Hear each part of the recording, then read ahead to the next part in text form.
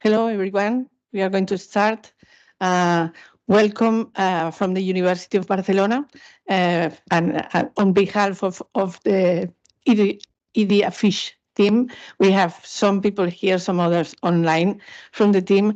And thank you for being here and for showing so much interest. We have 400 registered, so we hope that people get joining in the next minutes. So apart from the welcome, let me introduce you, Marta. Marta will be your moderator today. But before that, just two comments. First one is about the consortia. You have seen that we are 6 alliances, more than 50 universities. And you will think, you are crazy, no? Because this must be very complex. But this is gives you an idea of the ambition of the group. We wanted to cover as much alliances, as much countries and universities. And on the second hand, I won't do the spoiler now, but just remember that we have some criteria to review. You will have them in the chat, and also to remind you that this can have two models that can be used in one way or another. One is a label of the European degree that can be attached to a program or to the student parchment, or also to become a European degree. So we are going to have this discussion at the end of the session, and I give the floor to Marta. Thank you very much. Thank you, Marichel, and thank you to the University of Barcelona team for hosting us today for this hybrid event. Yes, my name is Marta, and I will be moderating today's ED-AFFICHE final dissemination event. And before we begin, just some technical notes. I would like you all to know that the event is being recorded, and we will be taking some pictures, screenshots during the event. So if you do not want to be in them, please turn your camera off. Also, we will collect questions only via chat, and they will be answered either directly there or at the end, after all the presentations, there will be a special Q&A session, and we will try to address all the questions that you ask, obviously depending on how many of them there will be. So without further ado, I would like to give floor to Laura Colo, our ED-AFFICHE Brilliant Project Officer, who will introduce you to a little bit to the project and take you through the agenda and what you might expect from today's event. Laura? Thank you, Brilliant Marta. Good morning to all of you. My name is Laura Collò, and yes, I'm working as a project officer representing KU Leuven and Young Europa Alliance. I apologize to the associated partners because you already know very well the project, I guess, but I will do a small introduction to the project for those who don't know that. Can I have the next slide, please? Okay, ED-AFFICHE, long acronym for a big consortium, European Degree Advancing, Facilitating and Fostering International Collaboration in Higher Education. We responded to the European call to develop and implement, provide recommendation on the European degree label. And we are a consortium of 6 alliances representing 51 universities. The 6 alliances are For You Plus, Young Europa, Unite, EC2U, Charm EU, and the EU Connexus. We can also count on the support of 19 ministries, 15 quality assurance agencies, but also employers, students. We have 2 student organizations part of our external advisory committee, the Erasmus Student Network and the European Student Union, and a CAR and a few university networks. So you have been supporting us during all the years, so many thanks for your feedback and collaboration. And now I kindly ask you to scan this QR code because we are quite curious to know who is joining our event. If you scan the QR code, you will join a Mentimeter presentation. And you can also join it by connecting to www.menti.com and inserting the code 7262410. Can you share the...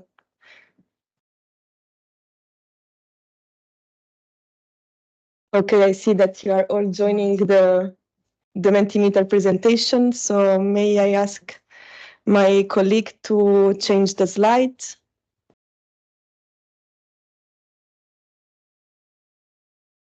And the next one. So the first question is, where do you currently live? So in which country are you based? We are receiving already some responses, a lot from Belgium. Okay. Okay, great. We have Switzerland, Hungary. Yeah, we are so happy to see that many countries are joining and that we will have many countries represented today. So yeah, do not hesitate to send your questions then, because we are curious to hear from you. Okay, maybe we can go to the next question. Now we are curious to know which category do you represent. We already have an idea from the registration form, but we want to see better. So we will have university academic staff, university administrative staff, ministry, students, employers, quality assurance agencies, European Commission, or other.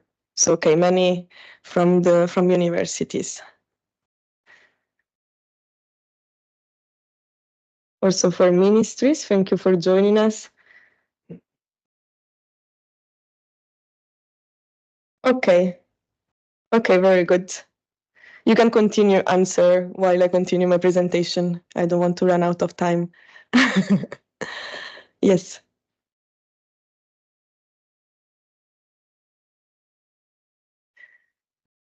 Okay, so I guess associated partners know this slide by heart, but we like to refer to this because it's quite visual. So the project, the ED-AFFICHE project, is composed by 5 main work packages. The number 1, project management, coordinated by Catholic Universiteit Leuven, representing Europa.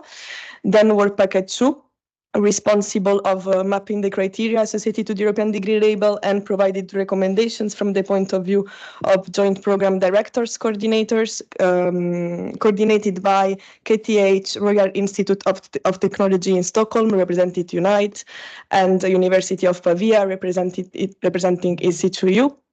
Then work package 3, coordinated by Catholic Universiteit of Leuven again, and Charles Universities representing for U+, and we also can count on the help of University of Warsaw, responsible for the dialogue with national and regional authorities.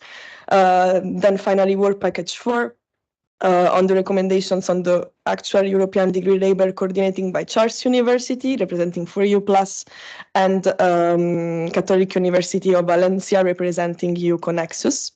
And finally, work package 5, University of Barcelona, hosting us today and responsible for communication and representing Charm EU. Next slide, please. So about the achievements, in 1 year, we could accomplish quite a lot. In June 2023, we published a database with an overview of joint and multiple degree programs that we collected in our questionnaires for joint program directors and coordinators.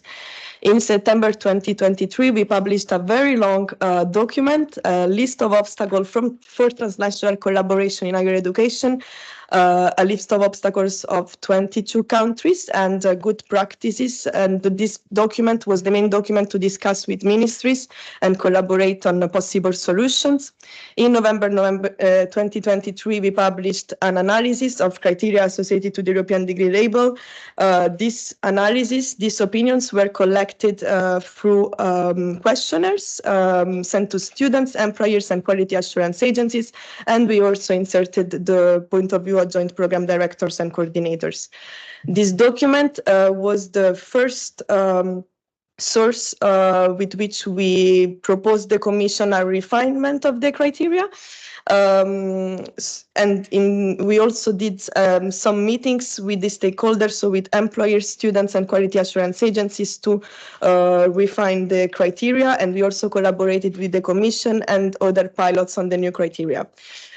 In February 2024, we published just 1 week ago a report on the opinions, on the perceptions of joint program directors and coordinators on the European degree and transnational collaboration in general. What to expect today? Today we will launch maybe what will be the main documents of this project. So the two recommendations. The first one on the future of the European degree level per se. The document will be divided in 4 main groups: recommendation for member states, higher education institutions, quality assurance agencies, and European Commission, and it will address the criteria, the concept of the European degree, verification methods, and we will propose finally a design for this degree. And the second document is more broadly on the implementation of joint programs in Europe. It's based on the analysis of obstacle per country, and we will propose overarching solutions for similar limits and barriers. And then just to flag that on the 29th of April, we will have the final dissemination event organized by the European Commission in collaboration with one of the pilots, the SMART. And the event will be hosted in Brussels and streamed for all the associated partners online. So thank you for your attention, and sorry if I've been repetitive for the other associated partners. Thank you, Laura. I think it's always pretty good to get everything straight and order for everyone in the audience. We can see some familiar faces and some new faces, so we are very happy that you have joined us today. And yes, the past year has been quite busy. We were actually pretty preoccupied with this project. It was never boring, I can assure you. And we did come up with some nice achievements and nice goals that we reached already in this project. And to present first of them, I would like to ask my colleagues Antonella Forlino from the EC2U Alliance and Mirko Varano representing Unite to present the challenges, opportunities, and insights about European degree that we collected from joint program coordinators. Thank you. Thank you, Marta. If you can share the slide for me. Okay, good morning to everybody. Actually, I have to tell that I was really happy to participate to this project. It gave me the opportunity to meet many colleagues from different countries. I do think that this kind of project will probably really make the difference for the future. So, but I don't want to lose more time, and let's just focus on what was the main objective of the work package 2, as it was introduced by Laura. The main objective was to provide a questionnaire to the coordinators and directors of a joint program, with the purpose to get their perspective in terms of European degree label, in terms of associated criteria to apply to this European degree label, and in terms of their view on a barrier, both at the legal, academic, and organizational level. And this questionnaire was launched in June-July 2023. And it actually was organized in 3 steps. First, we get a feeling as a summary of profiling of the respondent. Then we have a comprehensive mapping on the applicability of the criteria proposed by the European Commission for the joint European label. And finally, an analysis of the perceived barriers. So here is a very quick infographic on the results that we get from the questionnaire. And I have to tell that this questionnaire was also complemented with a specific national focus group that also was really interesting to do, because it allowed us to have an overview on so many different situations of joint program in different countries. So about 88% of the joint program already existing results to be associated to master degree. So very few of them at the bachelor or PhD. And among the joint master already existing, only 30%, only 8%, sorry, had over 45 students, whereas 30% have less than 5 students. That tells you that what is in place now, and this is a pictures of what's in place now, is really a number of joint programs with a limited number of students. And what also I like to highlight is that regarding the accreditation of the existing joint program, about over 60% they were accredited with national rules. And this plays big of issue in terms of success in really activate joint program. Regarding the criteria, and this is the view again of the coordinators and director of existing joint program, the 50% of the proposed criteria seems to be applicable to the already existing program. Some criteria were more scored better, because in the questionnaire we also ask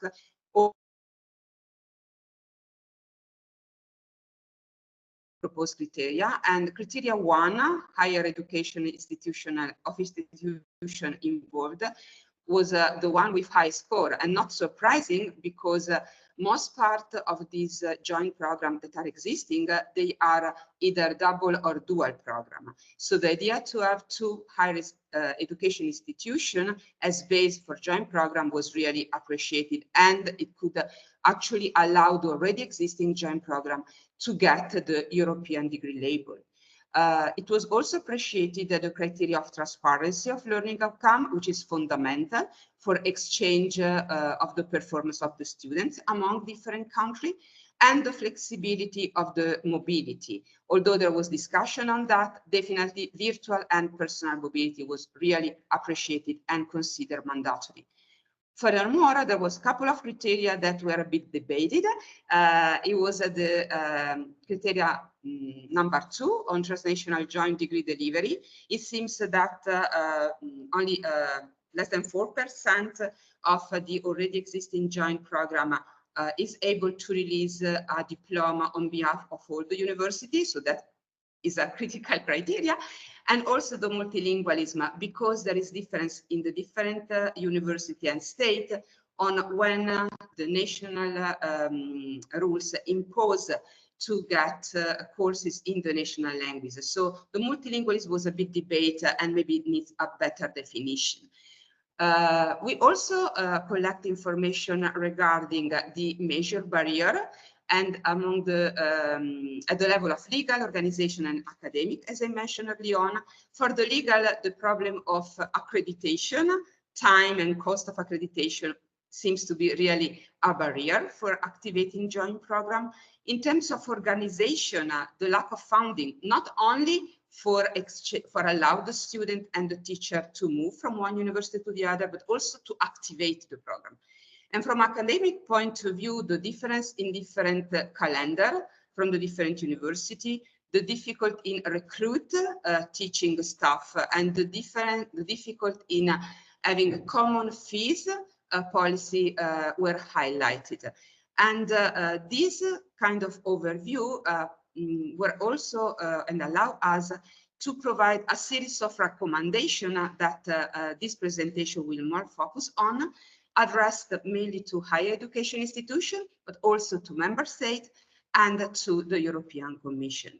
So said that, I leave the floor to my very proactive colleague, Mirko Varan, for the recommendation for the higher education.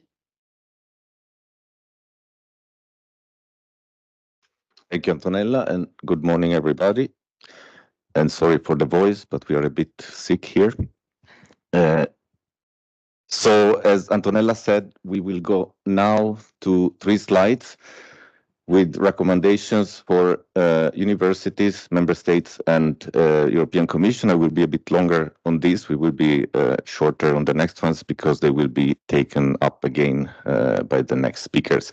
You see a QR code on the top right. You can open it with your mobile phone, but we will stay on this slide, and then at the end we will explain you what to do with it. So we have here 6 recommendations as kind of summary of what we have learned from the survey and from the focus groups that we carried out at national level. And this is the point of view of the program directors and other people involved in the development and implementation of joint programs. So stay active. What does that mean, or what do we mean with that? The pilots, as you know, there are 6 running in parallel. They are coming to an end between March and April. But we should not make the mistake of thinking that the work ends here, because that's actually the opposite. So the work starts here with the implementation phase. In the next phase, the Commission and the member states will negotiate the implementation, and it's important that the universities will be involved. So we had a meeting of the for U1 subgroup on the joint European degree label, and we had also a guest from the Commission, who is probably also joining us today, and there is a will to keep active the work of the pilots beyond the life of the pilots. So this will be important also because universities will be the owners of the process and the ones that have to actually implement it. When we talk about visibility, very often joint programs are presented as another mobility option by universities, so we have a communication problem there. Very seldom we explain the added value of joint programs, and this is also reported by the former students and graduates. And too often these are initiatives that are bottom up, meaning that some enthusiastic teachers or academics take the initiative. These are developed at school level or department level according to the organization of the university, and the university centrally doesn't feel the ownership. So this is something that has to be improved because very seldom the stress is on the contents, employability, possibility for students to get higher salaries, as it was shown by other studies, the cultural components, stepping out of the comfort zone, being immersed in a new academic context. These are all components of joint programs that universities have to give visibility to. Students and graduates also claim that there should be specific sessions for joint programs where all this is explained. And program directors have told us very often that they would like these joint programs to be more visible in the internationalization strategy or even general strategy of the university. So this is up to the universities to tackle this gap. Teaching is also something that was mentioned. So as you know, there is usually embedded physical mobility in joint programs for the students, but very seldom there is mobility for teachers, and very seldom teachers that are teaching within a joint program meet each other when they are located in different countries, and this is a bit artificial. What they told us is that they would like to see a recognition of their teaching efforts. Very often this is not recognized. If the professor teaches a course at the second or third university, this is not calculated or included in their teaching workload at the home university, so this discourages them from doing it. And they would also like to see this to be counted or considered for career advancement and other types of incentives. Teachers who are involved in this kind of programs face many more problems and issues. They have to teach in a foreign language. They have an international classroom to deal with. They need to coordinate with the partners and so on. So that was the message that we got. They would like to see a better recognition of their teaching efforts. Regulatory adjustments. What we mean here is that the focus is often on the legal constraints and burdens, but we ignore the fact that very often universities complicate their own lives. we like to say that it's always somebody else's fault, but sometimes universities might solve a number of these burdens themselves. There are sometimes restrictions in terms of teaching language, that not more than a certain number of ECTS can be taught in a foreign language, minimum requirements of ECTS on campus, restrictions on virtual mobility, and so on. What the program directors want is to see exceptions that should be granted for this type of programs. Institutional support, this is related to the fact that very often joint programs are bottom-up and they are not owned. There's no ownership at the institutional level, and then the institutions centrally don't provide the necessary support to the program directors and teachers. So the support is often lacking in terms of human resources, administrative and academic, including the teaching recognition issue, provide physical spaces that are appropriate, specific services, IT support, and so on. So schools pay also very high overheads usually, and they expect to see this support centrally. And finally, quality assurance issue. This came up very often.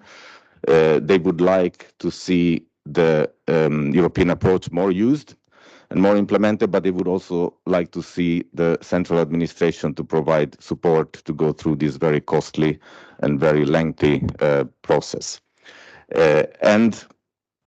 The European approach has not been implemented by all countries, so this will be a recommendation for the countries. But when it is already implemented, the program directors would like to see this kind of support, maybe also through some financial incentives from the central administration of the university and the leadership. And now I move to the Mentimeter. I think you will have just a couple of minutes. So this is not just out of curiosity, but we would like you to rank these recommendations from your point of view, from the most relevant. We should go to the top, to the least relevant, which should be at the bottom, so that we will also use it in our report, I guess, as an extra recommendation. So which one you actually think that should be prioritized by your university leadership to facilitate the creation of joint programs? I don't see the results. Yeah, I know, but I'm blind. So it's there. I don't have the, yes, I still don't see. But yes, it looks like removing the institutional barriers is as expected. So you are aware of the fact that many of these barriers are not at legislative level, but they are embedded in institution regulations, and that's followed by provide institutional support, which is probably linked to that as well. And the visibility is ranked lowest. So it might mean that in your universities, this is already done. The trend is confirmed. And encourage the use of the European approach is third. There are more and more joint programs that are using the European approach compared to the first years, but still it's not fully exploited, this tool. It looks like everybody has voted more or less. Thank you for your contribution. And I give the word back to Antonella. Thank you, Mirko. So we move quickly, as Mirko underlined, on the recommendation for the member states that will be addressed in a following up presentation. Well, among the recommendation that, again, from the side of coordinator and director of existing joint program, we collected is first of all the ownership of the process. So what we mean by that? We mean that the coordinator and director want to be active in with the member states and discuss with them in order to define the better way to foster the creation and the implementation of joint program. It is really important to discuss, and I guess this project underlines this need. discuss among the higher education institution representative and the representative of the member states. So it's very important to work together. That was the main recommendation that the director and the coordinator underlined. Investigate the possibility of introducing the European degree in legislation is also something that come up out quite a bit of time in the response to the questionnaire. It looks relevant for the coordinator and director of the joint program that the European degree has its own place in the legislation in a distinct way with respect to the national program. This will increase, of course, also the visibility of the European degree per se. Alignment with the Bologna tools. Well, this is come again to the European approach that Mirko already mentioned. The European approach is applicable only in limited countries, although they are increasing, and as it has been said, but the absence of the use of European approach make very complicated the accreditation process. And in most part of the time, it is at national base. And of course, if each nation needs to accreditate the joint program, that's really time consuming, costly, and quite depressing from the point of view of the coordinator and director that wants to activate. Together with the European approach, quality assurance needs to be strengthened in terms of make equal in all the country and as much as possible shared among the different countries. So again, Bologna tools need to be aligned with the request of joint program. Adjusting the funding parameter is also an important point, because up to now, the funding for in the most part of the country for the different programs depend on the number of students, that completed the study, on the number of activated courses. But this is mainly based on national program. And when we face a joint program with few students, difficulty in mobility, sometimes the student can only be enrolled in one and not in all the university. So these parameters seems like a limit that has to be overcome. And that's from the director and coordinator of the joint program is something that has been highlighted multiple times. And finally, but not last but not least, I would say the funding is a fundamental, the allocation of a fellowship, because this joint program have embedded mobility, and mobility is costly. As up to now, we trust on national funding or Erasmus fellowship for allowing this exchange and this mobility, but probably something targeted to the European degree, either label or degree, seems to be important in order to stimulate students to apply, in order to make feasible the realization of the joint program. And of course, this is suggested to be done in synergy with, of course, the European Commission. And now let me pass the floor to Mirko for the final recommendation and the conclusion. Yes, thank you, Antonella. Just a couple of minutes left. Finally, we have also the recommendation for the European Commission. As I said, they will be picked up by the next speakers, but I just want to summarize here. I will not go through all the points, but there are two main recurring concerns from the side of the program directors.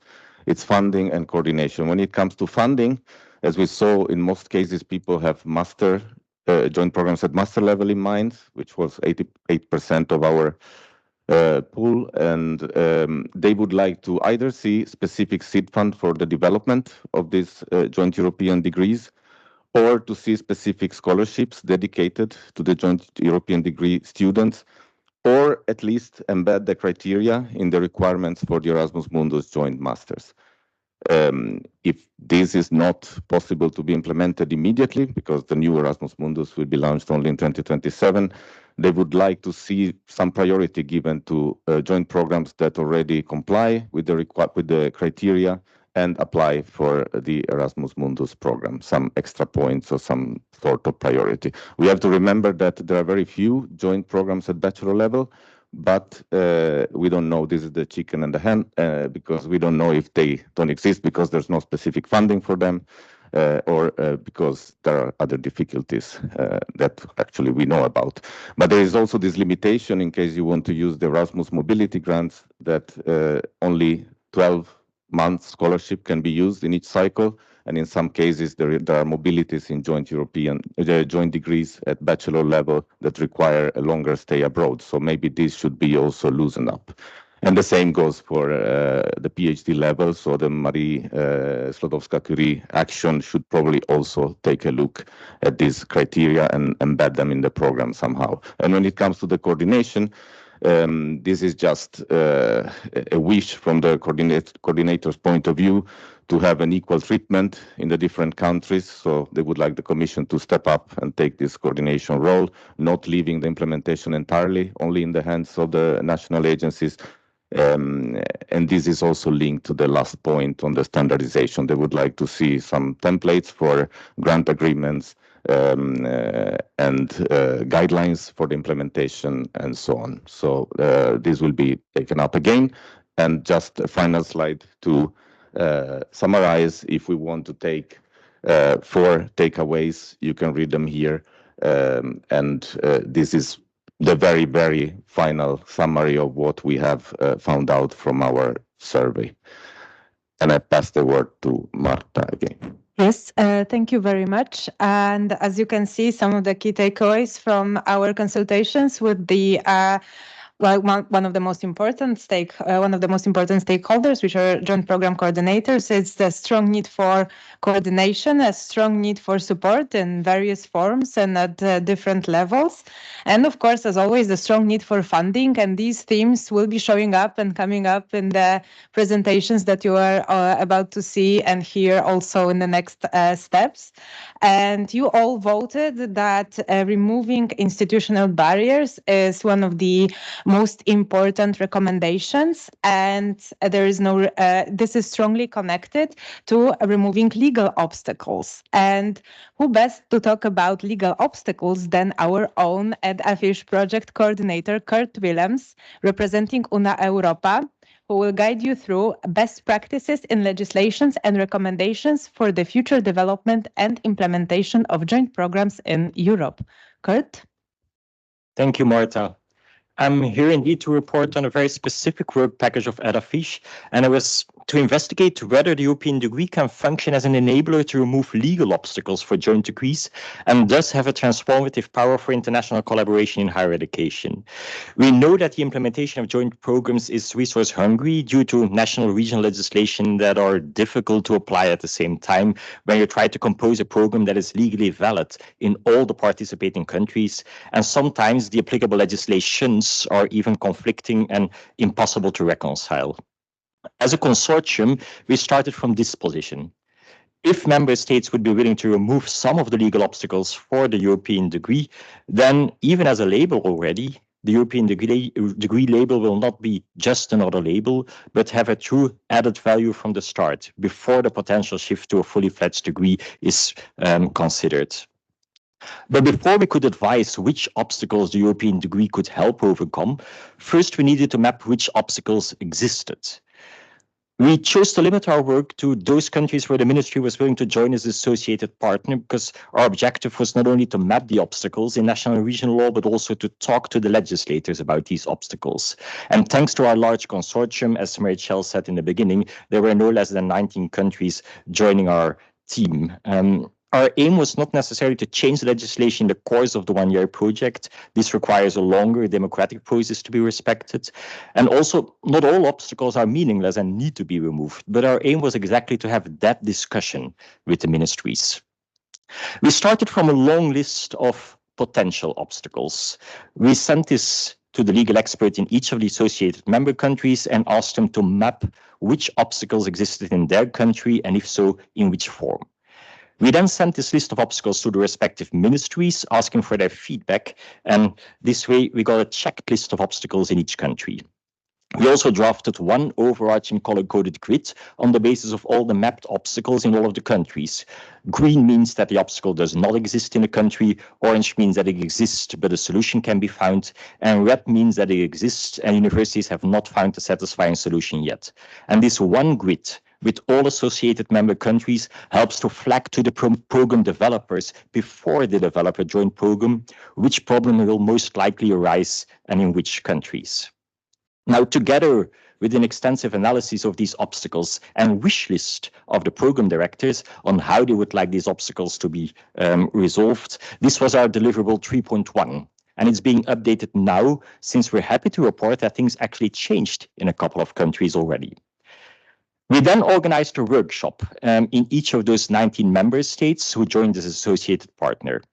During this workshop, the list of obstacles that relates to each specific country was addressed with the representative of the ministry to see if the ministry was willing to address them, and if so, how. The workshop managed to spring remarkable outputs even within this one-year lifespan of ED-AFFICHE. Just as a matter of example, I'll try to categorize some of the reactions we got from the ministries.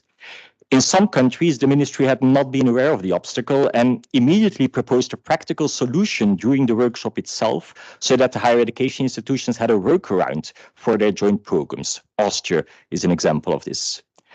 In some countries, the ministry acknowledged the existence of the obstacle and the higher education institutions together drafted a concrete proposal of law to overcome them, which was then presented and submitted to the ministry and is being discussed as we speak. Poland is an example of this. In some countries, the ministry acknowledged the existence of these obstacles, and even though no concrete proposal of law has yet been drafted, the higher education institutions and the ministries are on a very real path towards change of the legal framework in the immediate future. After the 22nd of February, I think we're happy to report that France might be on this path and Italy as well. In some countries, the need for a new law on all types of international collaboration was felt, rather than a quick fix-up for European degrees. Flanders is an example of this. And in some countries, the ministry was more reluctant to form an opinion yet, first awaiting where the European Union would go with the alliances and with the European degree before taking a stance themselves. One of the German Länder in our consortium is an example thereof. Now, these workshops were very rewarding for us, and the fact that we managed to come to concrete changes or concrete drafted proposals of law in some of the countries, as well as many more changes being discussed and considered, is something that we're very proud of as an ED-AFFICHE team. That being said, it was a very labor-intensive work because it requires tailor-made approaches to be discussed for each hurdle. And that is why in our 3.2 deliverable, the slide you see now, apart from these tailor-made approaches, we also discussed a number of overarching strategies.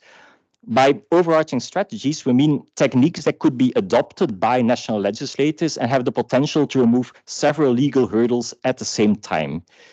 These overarching strategies were presented to the associated partners of ED-AFFICHE during the closed workshop we had on our midterm event of the 22nd of November of 2023. More concretely, we discussed in our deliverable the following techniques. The first strategy is that you list a number of items that are regulated in national law, like the diploma format, for example, and then choose to set them aside for international collaboration in higher education. The idea behind this is that some requirements might make perfect sense in a national context, but not necessarily in an international context where you need to apply the legislations from several countries at the same time. Setting aside national legislation seems like a radical approach, but actually many countries are already doing this. For example, Flanders, where you get an exemption from program-based initial accreditation if your program attracted competitive funding from one of the European schemes like Erasmus Mundus. Or Greece, where rules on accreditation and foreign language programs have recently been loosened up for the alliances. Now, when done as a temporary experiment, we're talking of sandboxes, and many countries have them now to support the alliances. When these exemptions become sustainable, then we're talking about the process of deregulation. Another overarching strategy that's possible is that you give the participating universities the flexibility to diverge from national law if they are able to reach a joint agreement on these items in their consortium agreement. Once again, this is a technique that is now in place already in some of the countries, for example, in Spain to support the alliances. The difference with the previous techniques is that the law is not necessarily or doesn't necessarily have to be set aside entirely, but rather becomes like a default rule. National law can continue to apply when the higher education institutions do not agree on something else, but it can be set aside by a joint agreement if partners agree on something else, which also implies that the development of joint policies in the consortium agreement can then be quality checked during the European approach. A fourth strategy is that member states could allow their higher education institutions to pick the legislation from one country from which the law shall be applied for some aspects of the program delivery. Mostly the law of the coordinating university that will be issuing the joint degree will be chosen. The immediate benefit is that you lose the obstacles caused by conflicting legislations, as only one law is applicable. Now, the legality of this option is questioned by most program directors, so they will need a clear permission by their ministry to do so, and if so, for which aspects of the joint program delivery. But nonetheless, the technique is already being used now by some of the joint programs, albeit mostly for smaller clauses not directly linked to the program delivery itself, for example, dispute settlement. A fifth and last strategy we discussed in our deliverable is shifting competences to the European Union for this distinct item, international collaboration in higher education. From a point of view of subsidiarity, however, we think it is necessary at this point to first fully respect the competences of the member states. Only after this flagship initiative, if the joint degree programs then still remain so cumbersome due to conflicting legislation, a potential shift of competences can be debated in the future. Now, these techniques are not mutually exclusive. They're not all or nothing. They can be applied jointly. For example, you can allow the law of one country being chosen for dispute settlement, allow universities to negotiate in the consortium agreements on how they will organize themselves for enrollment procedures, deregulate the diploma format, and to a large extent, grant sandboxes to experiments with foreign language programs, for example, all at the same time. You pick the technique that is most suited for each obstacle you aim to remove.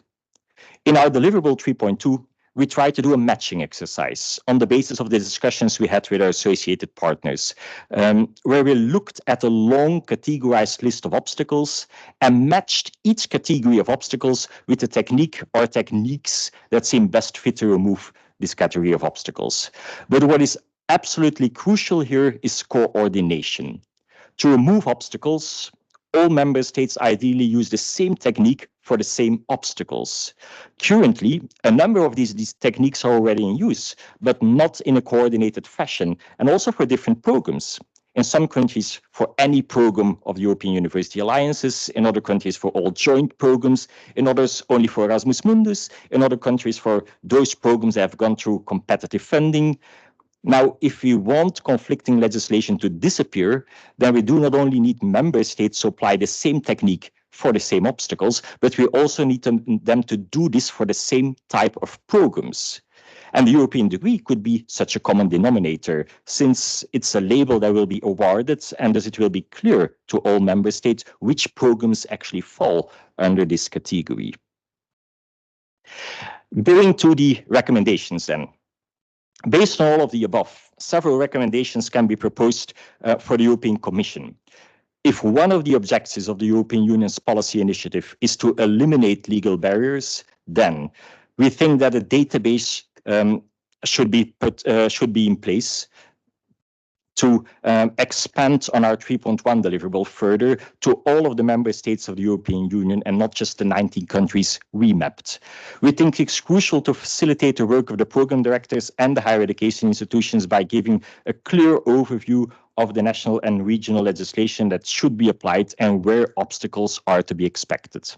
Such a database should be set up including all countries in the European Union, as said, but ideally including all countries in the European higher education area. And this database should be kept up to date and be made publicly available. And the aim of the database is not only to assist program coordinators, but also to raise awareness among the member state authorities of their own legislation and where obstacles arise from it. And ideally, the above database thus becomes a living community that forms the basis for continuous discussions between legal experts, higher education institutions, and ministries on the mapping and possible removal of obstacles. As for coordination, the ED-AFFICHE consortium advises the European Commission to take on a coordinating role. Irrespective of the question whether the European degree will become a label or a qualification, both have the chance to become a powerful enabler to remove legal obstacles if someone takes the lead in organizing these legal consequences in a coordinated fashion. And this coordination role needs to end up in a recommendation on the concept and the rollout of the European degree, but including the way this concept should be embedded in national legislation, even in the label phase already, if the European degree label wants to live up to the large expectations we have as enabler for a supportive legal framework for joint degrees. The foregoing also means that for both tracks, degree or label, a strong process needs to be designed in which the member states are involved, as the competence to make these changes rests firmly in their hands. And the ED-AFFICHE consortium encourages the European Commission to showcase success stories. Evidence of change from one member state could be very inspirational to others. As to conceptual clarity and policy choices, the ED-AFFICHE consortium encourages the European Commission to provide a roadmap for the future of the European universities and European degrees, and the way both are interconnected. Because it became clear during some of the workshops with the ministries that they had reached a saturation point where the number of new international terms to be added in the legislation for special treatment had been reached. They fear undermining the coherency in their own legislation. And both flagship, the European degree and the European universities, could become victims of each other's success if countries are willing to accommodate one, but then feel it would be exorbitant to also accommodate the other, especially for those who have already made changes, for example, Erasmus Mundus Joint Master or similar European funding instruments in the past.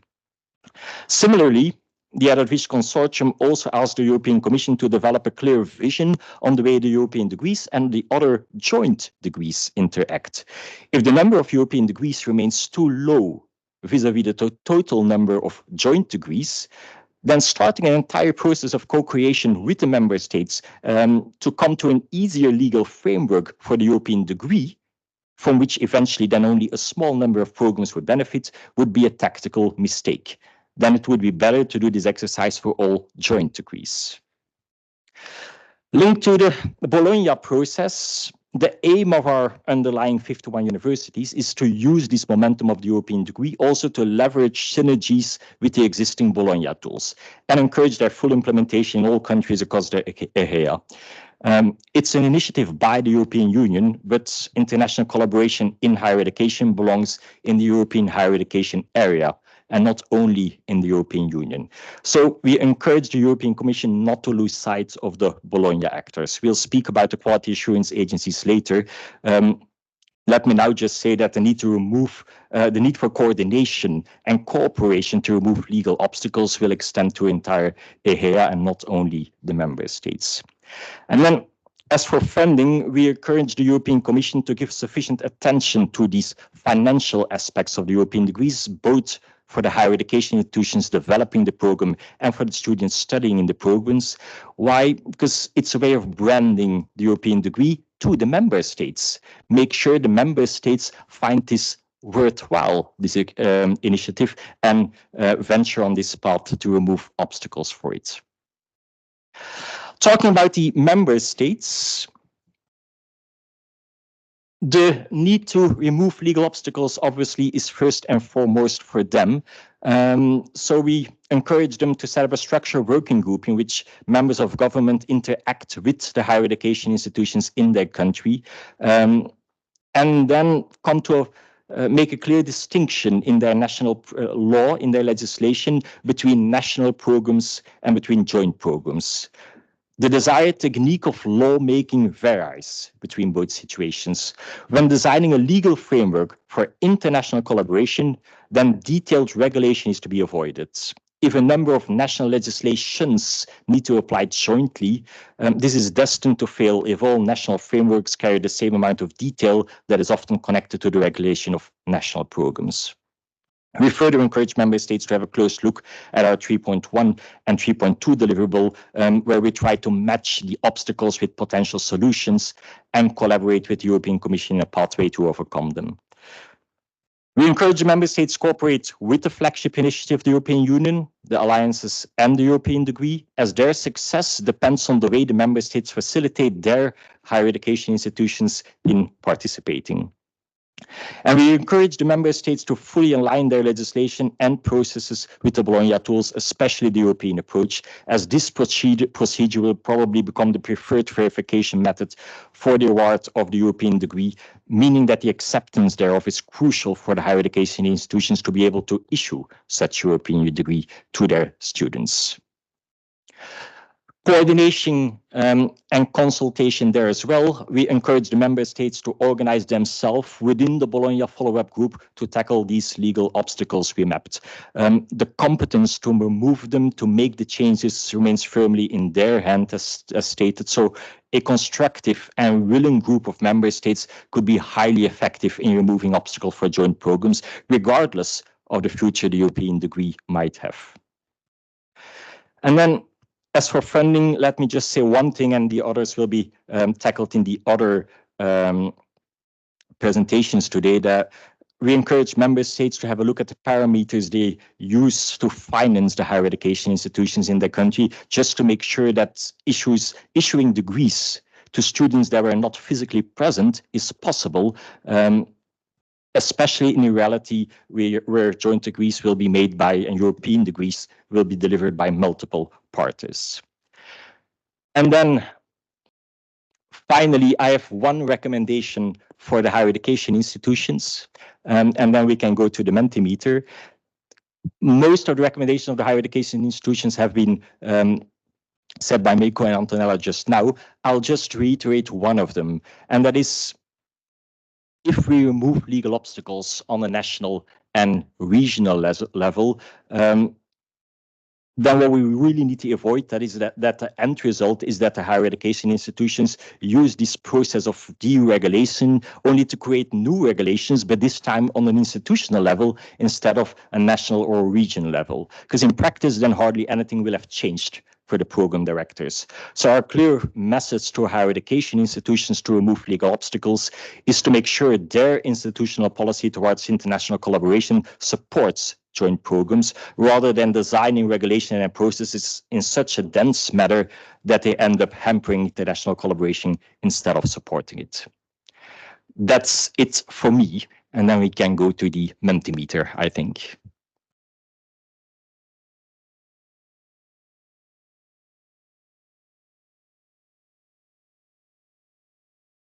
Let's see. It's not surprising, of course, that removing of legal obstacles is the first there. I've been talking about it for 20 minutes, so fairly I've guided you onto this spot, ranking it first. Bologna tools, obviously, there as well, very important. Coordination amongst member states and providing funding. Third and fourth, I feel indeed that the third and the fourth one are also directed towards the European Commission, whereas the first one are directed to the member states to remove the legal obstacles. All right, thank you for listening to the presentation. I'll give the floor to Marta back again. Thank you very much, Kurt. Obviously, mapping of those legal obstacles, working with legal experts from associated countries and from with representatives from the ministries, national and regional authorities. It has been quite a journey, but it's definitely not over. And I think what is most important is that mapping of those legal obstacles and the work on them in each of the member states is something crucial crucial to complete our work. We only had 1 year, and this is only the beginning. And we think, again, it's one of the most important takeaways. And another theme that has already been here quite visible is the strong need for coordination among member states, coordination at the European level, and providing strong support at the EU level, member states level, and higher education institutions level for joint programs. Thank you very much, Kurt. And now, before we move on to other presentations, we would like to take a short break, and we will be back with you at 11:10. Thank you.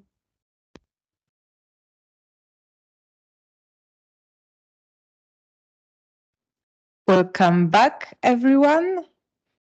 After this very short coffee break, we are back with our agenda for today. And the next speaker is our colleague Neringa Narbutiene from EU Connexus, and she will introduce you to recommendations on the future of the European degree label, insights from students, employers, and quality assurance agencies. So again, a lot of important stakeholders. Neringa?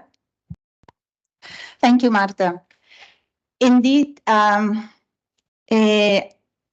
welcome from a short coffee break, and this section will be emphasized on the inputs that we have collected from the students, employers, and quality assurance agencies. And to comment shortly on the methodology that we have applied to draw these recommendations that may be even called overarching for the whole ED-AFFICHE project. Rachel, when you can, the slides. It is worth to mention that we have drawn 3 surveys targeting the students, quality assurance agencies, and employers, and our recommendations for verification methods, criteria, first of all, and leadership were based on significant number of the feedbacks that we have received. And all these feedbacks formulate into the recommendations. Also, having the inputs from previously mentioned colleagues, analysis, and consultations with program directors and ministries of ED-AFFICHE countries. So, ED-AFFICHE working group used the network of 51 universities across 22 countries, and we have consulted students, agencies, and employers on the initial list of European degree label associated criteria and presented in-depth analysis how to improve these criteria and what required processes could be. And we have presented the overview grid on the improvement of criteria in the late of November last year. In January and February, we have returned to the consultations with our alliances and again gathered focus groups to redefine the list of these criteria and to have them more understood and more reflecting the needs of various stakeholders. And again, we gathered with other 5 pilot projects and presented consolidated list of the criteria. So maybe to highlight the focuses of different stakeholders. Marichel? We have to say that overall perception on the European degree label was rather positive. Students highlighted the importance of professional experience and first-hand knowledge from the employers among all other criteria. And while studying joint program, they also emphasized the possibility or the advantage in using intercampus services and facilities. Also gaining digital skills, strengthening European values. Also, it is important to say that, especially in the focus groups, the students emphasized that this European degree label or qualification should not be limited to a small number of students, and it has to be inclusive. And by inclusiveness also comes financial support for the mobility, which is embedded in the joint programs and the criteria proposed by the European Commission. But on top of talking about the scholarships, we have to address other issues that seem to be relevant to the mobility. For example, accommodation for short-term periods of staying in different countries, and visa processes which are not easy to non-EU students. Quality assurance agencies reflected on the accreditation of joint programs, and they tried to, with evidences, to prove that program-based evaluation is not that complicated as it seems. They also pointed out the importance of consortium agreement, and overall, ED-AFFICHE is very happy to see very positive attitude that was coming from quality assurance agencies and willingness to cooperate in the development of the European degree scheme.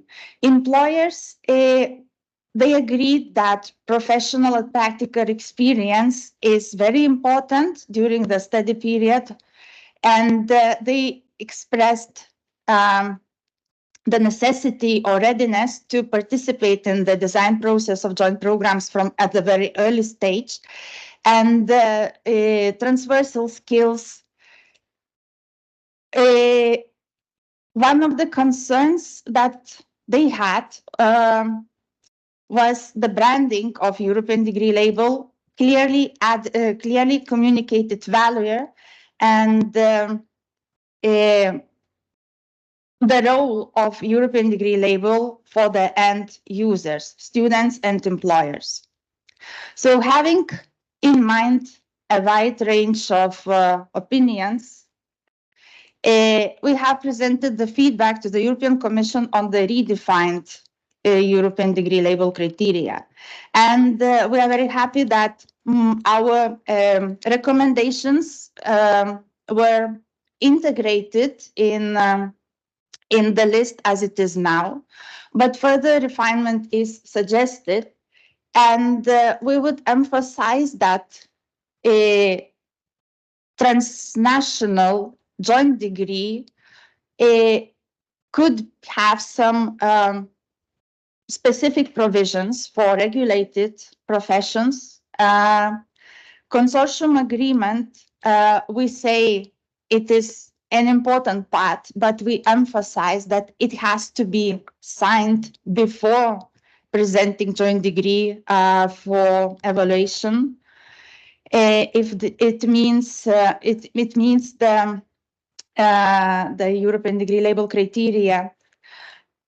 And many times joint programs are very satisfied that joint consortium agreement could solve the differences of national positions on certain program elements, such as admission requirements or number of contact hours, assessment criteria. Yet we recommend to emphasize the necessity to search for optimal agreements for joint policies, always aiming not to undermine national requirements. We also advocate for European approach for accreditation of joint programs, and following up on the opinions of the students and employers to emphasize European values and declarations to reinforce European aspect of the programs and emphasize the collaboration with the labor market in the criteria. So having the criteria defined, we have to talk about the verification methods.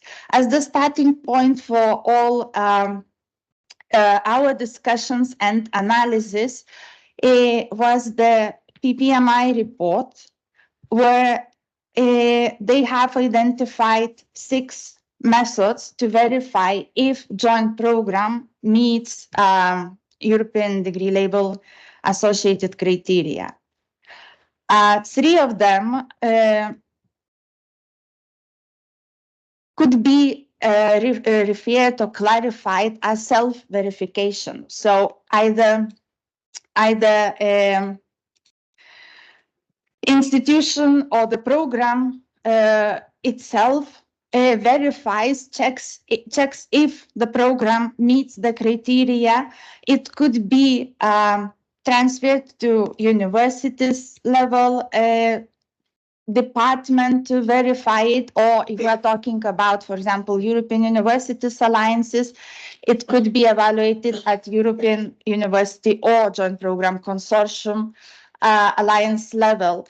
But this self-evaluation method or methods, they have certain limits that was evidenced by talking with program coordinators, with higher education institutions, also agencies and ministries expressed their doubts if the criteria will be treated in the end and evaluated or identified in the same manner across the study programs.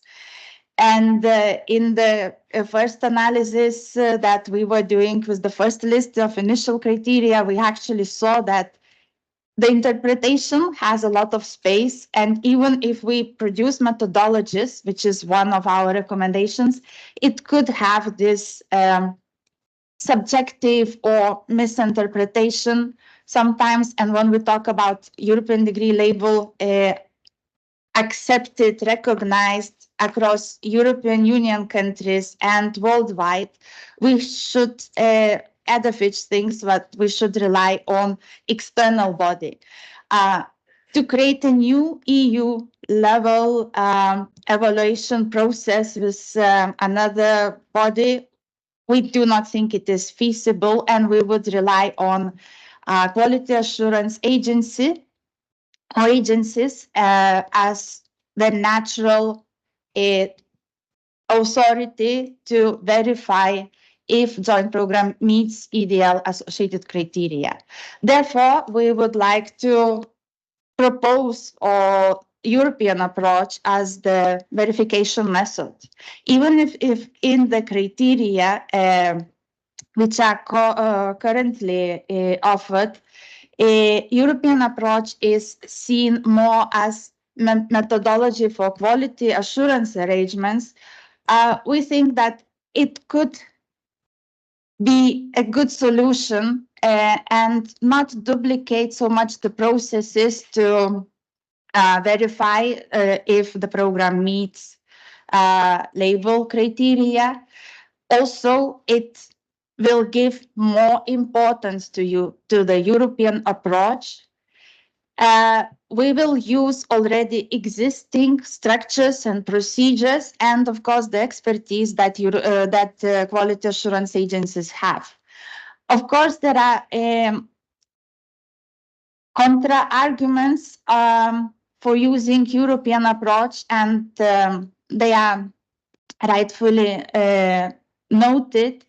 That especially for those who have institutional accreditation and they do not use program-based accreditation, it is a new procedure, different additional processes and workload.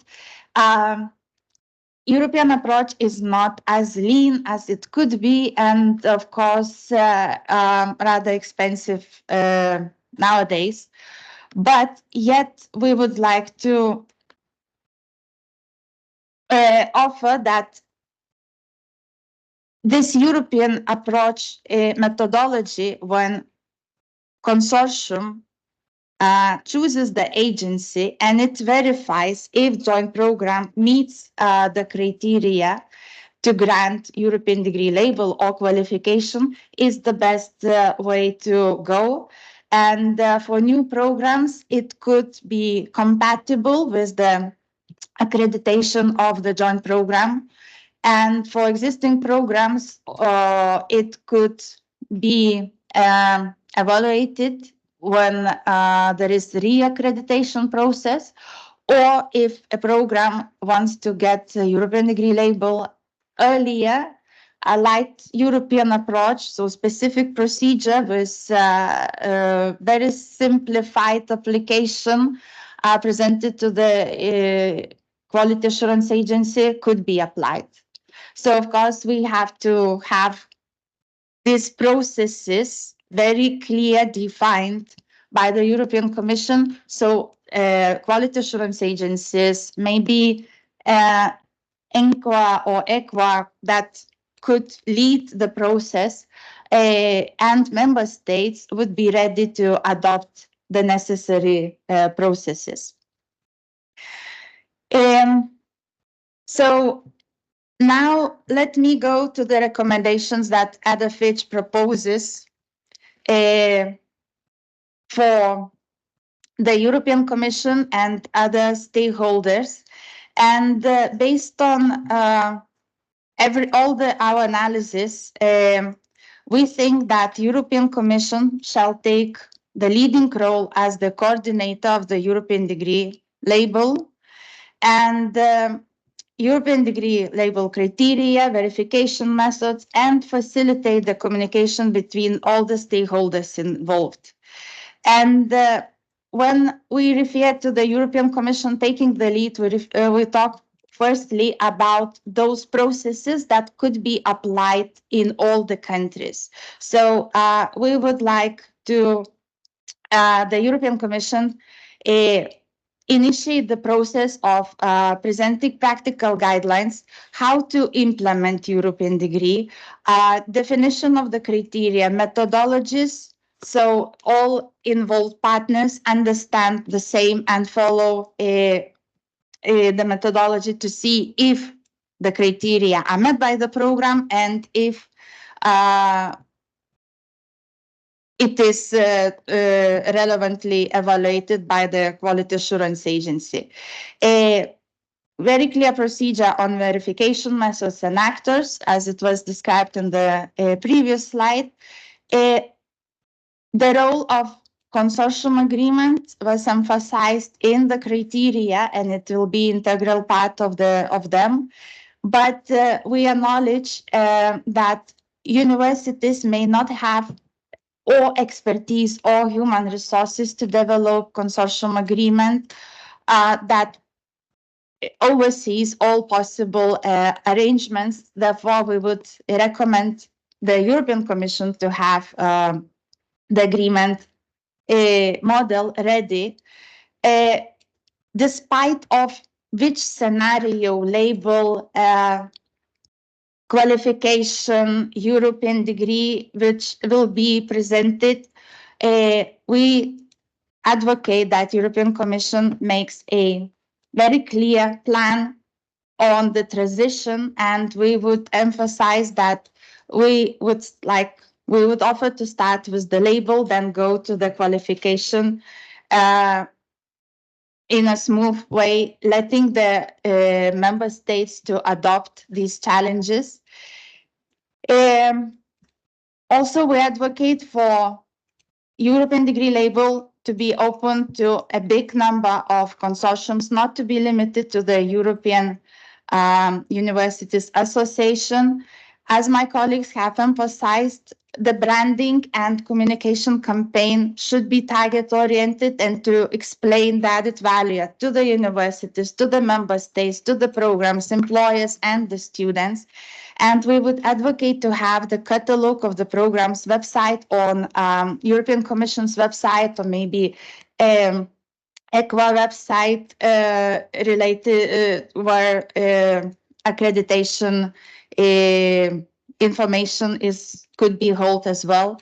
Also, we advocate for funding both for the programs to go through this process and verify if the program meets the criteria, or to make an effort and to improve the program that it meets the European degree label criteria. Only in this way, European degree label will get its value in Europe and worldwide.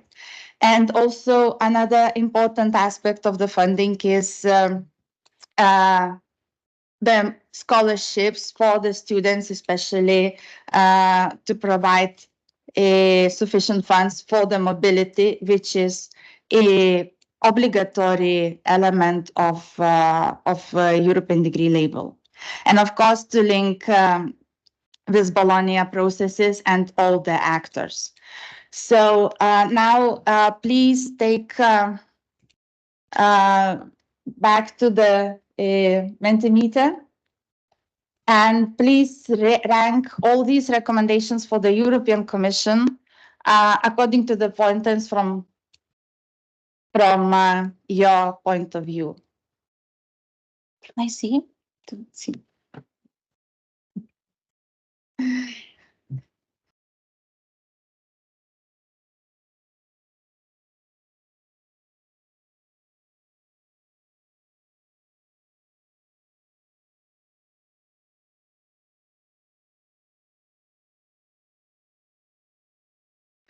Okay, so it seems that our audience is emphasizing clear practical guidance for the criteria used linked to the Bologna process, so not to duplicate the processes, to have a European degree label inclusive and not to limit to a certain number of alliances. Okay, the situation is changing quite fast. So it seems, yes, it is really what else changing? Yeah. So we will have these results. Please all vote and rank yours in the end of this meeting, when we will be drafting the final recommendations. We will take account what you are thinking. And now maybe while people are still voting and ranking, can we go to the slides? And I will finish with some recommendations for quality assurance agencies. As we at ED-AFFICHE proposing European approach to be associated with the verification methods, then it is obvious that quality assurance agencies should take the lead and should act as those verifying the criteria for label or qualification, maybe for issuing of the label, or the most likely in the both of the processes. And quality assurance agencies should plan the workload, the processes, human resources needed in advance. Secondly, we would recommend the agencies to actively participate in European degree label framework co-creation process, and specifically in the guidebook on the implementation, which seem to be very important. The reason for that is that quality assurance agencies have the expertise. And another reason for making this recommendation is the evidence that they were actively proposing the solutions in the consultation period. So we trust that this collaboration could benefit, and all processes could be lean, not to duplicate documentation, application, and so on. And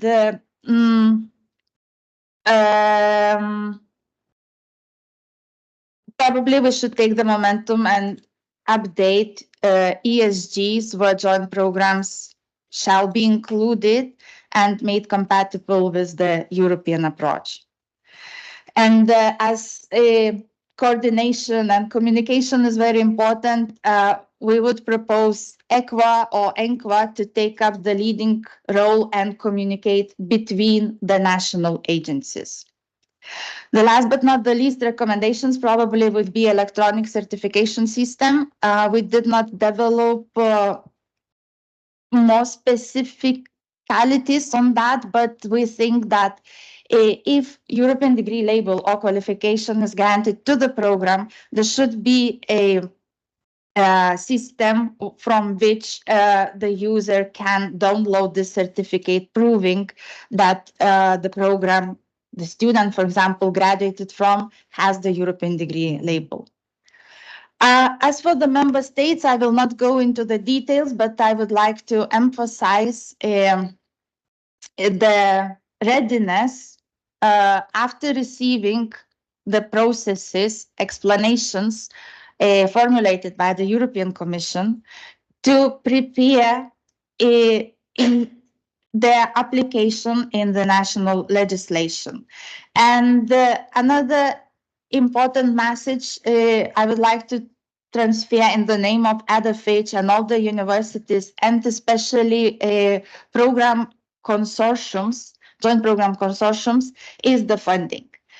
Of course, we count on the European financial instruments, but on the other hand, we would like to address a couple of issues that is under national authority, and specifically if a student joins joint program, he or she kind of loses the right to state-funded places or financial stimuli that is offered for national students by the government, because in most of the cases, joint programs do not exactly meet some of the processes or requirements of that are for national programs.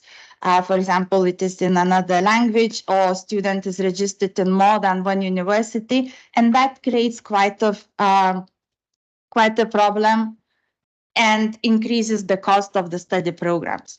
Also, we would like to emphasize that the these policies are different across the countries, and when we at the consortiums we try to define a single study fee, it is rather difficult. Therefore, we would like to encourage to start these consultations between the countries and provide some solutions to the consortium. I will not repeat the recommendations for higher education institutions tackled by Mirko already, but would like to emphasize once again, please stay active and involved in the working groups between the universities and with the ministry. And just finalizing the conclusions, we think that European degree as a label or qualification could be successful when there is a coordination between all major actors: European Commission, member states, quality assurance agencies, universities. Employers and students as the end users of European degree label shall be consulted in the process and must have a clear understanding of European degree label. European degree label verification and awarding processes shall be embedded in already established processes, Bologna tools, namely European approach, and not to create additional workload. National legal frameworks shall be revised to enable the compliance with EDL criteria. And the last but not the least, financial instruments should be attached to European degree label to intensify both the programs to apply for it and the students to benefit from joint programs.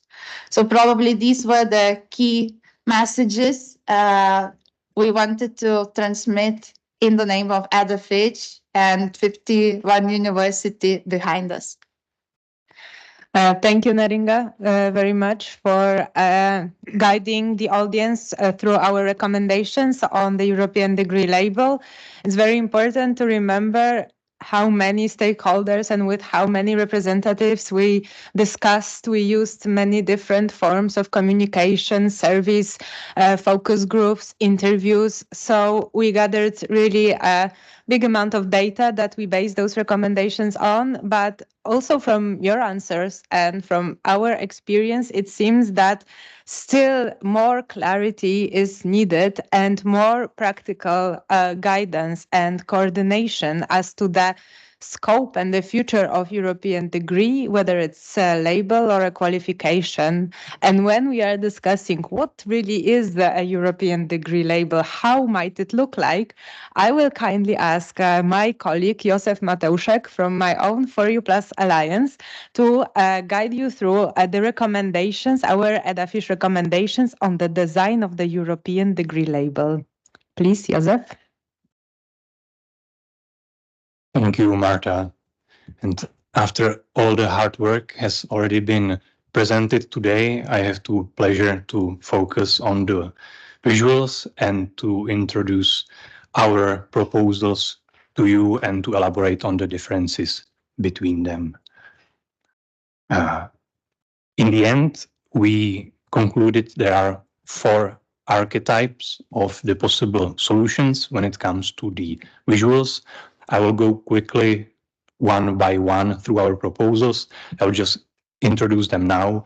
First is the label awarded to a student, which was probably the initial proposition of the Commission to accompany the standard degree the students would receive.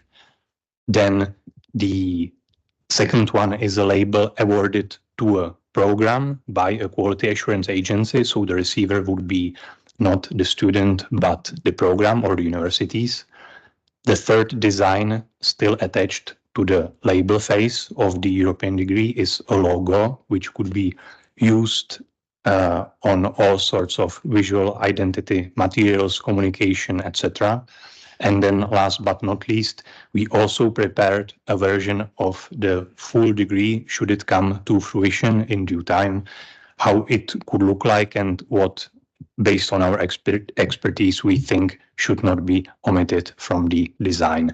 And at the very end of my presentation, I will, for the last time today, ask you to rank the proposals, which you will see shortly in the Mentimeter, so we have some thoughts, or some food for thought as to what the preferences are for you, for our audience today. So we can move to the first version, the first archetype, which is the label awarded to a student. And for each of the visuals I'll be showing, we have identified few advantages and few, perhaps not disadvantages, but challenges or the issues that remained to be tackled if such a design is to be implemented successfully. The first one, the main advantage, is that the label which would be given to students is very easy to implement. It would basically need just the process of evaluation and then printing out documents and then attaching it to the standard graduation procedure and give it to students, which is connected to another big plus of this model, which is high visibility. Since all the students would receive the documentation, the marketing, so to speak, of the European degree brand would very likely spread quickly with little to no additional cost. The challenges, on the other hand, are connected to the fact that such a diploma or such a certificate can indeed resemble standard degree. And the label in this phase would not be the degree. And one of the possible criticisms, therefore, would consist in saying that this certificate is too close in appearance to a standard degree, and it creates confusion as to what the nature of the document is, which we would very much like to avoid. And then lastly, another thing which was brought up as a possible weaker aspect of the solution is that the label itself is not attached to the students. So the logic of giving the certificate to students is somewhat weaker, since it is the performance of the program or the universities, so to speak, and not of the particular student.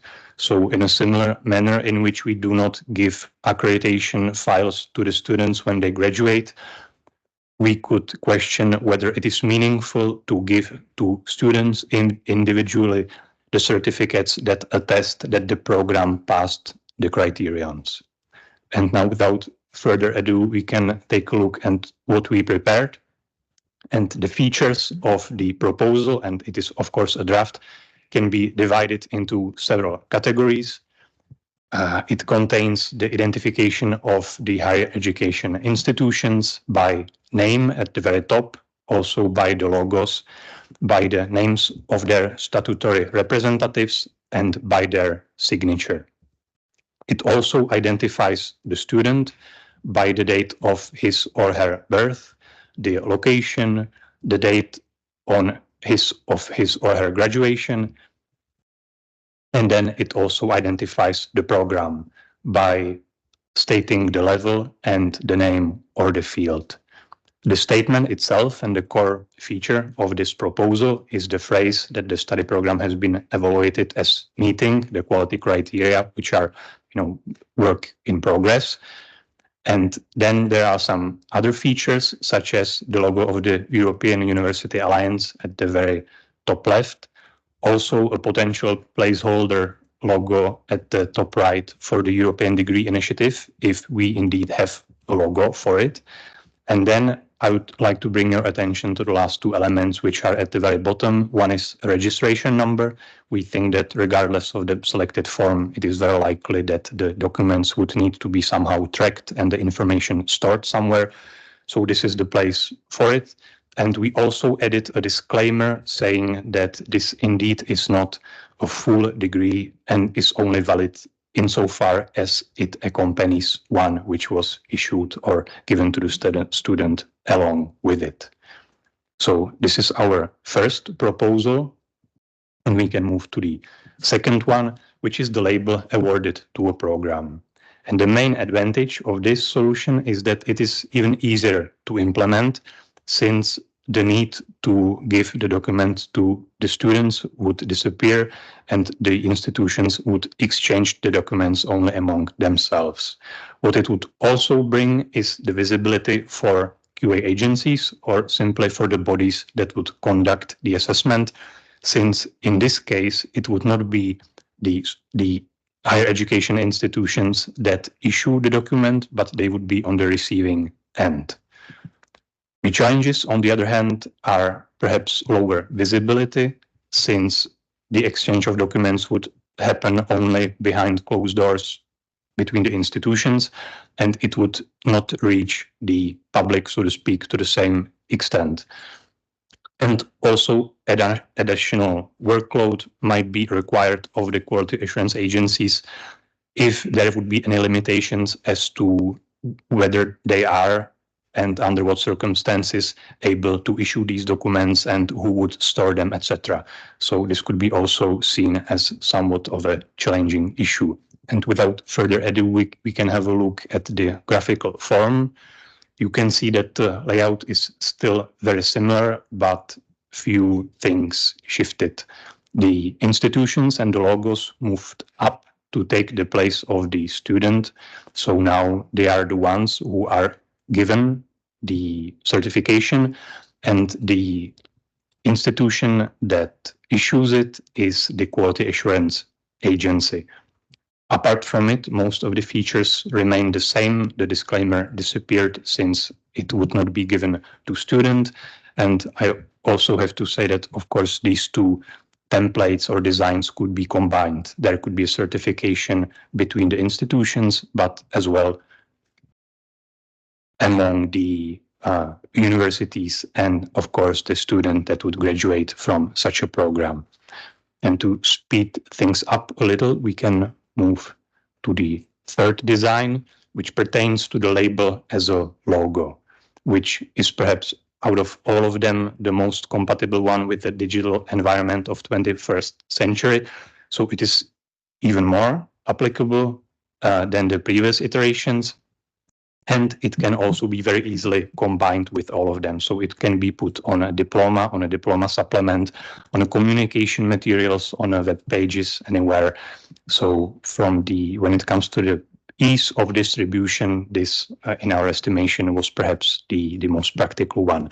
The challenges, on the other hand, it's quite clear that the logo is a not standalone document and needs to be hosted on another one. And perhaps this is not needed to see as an obstacle, but still something to consider. And since it is more aesthetic in its nature, the pressure to make sure that the logo satisfies all the stakeholders would be higher, since it's a visual graphical design. So maybe an open call for these designs could be envisaged down the line. But to have something concrete for you, we also prepared concrete examples of this version.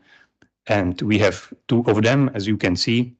When it comes to the features, we wanted to make sure that it somehow resembles the standard European symbols, the colors of blue and yellow, some stars, the words European degree, as it is these words that are in the European strategy for universities, and then also a place for a potential code or a unique generated number, which would then tie the concrete logo to the program, which did receive it in the end.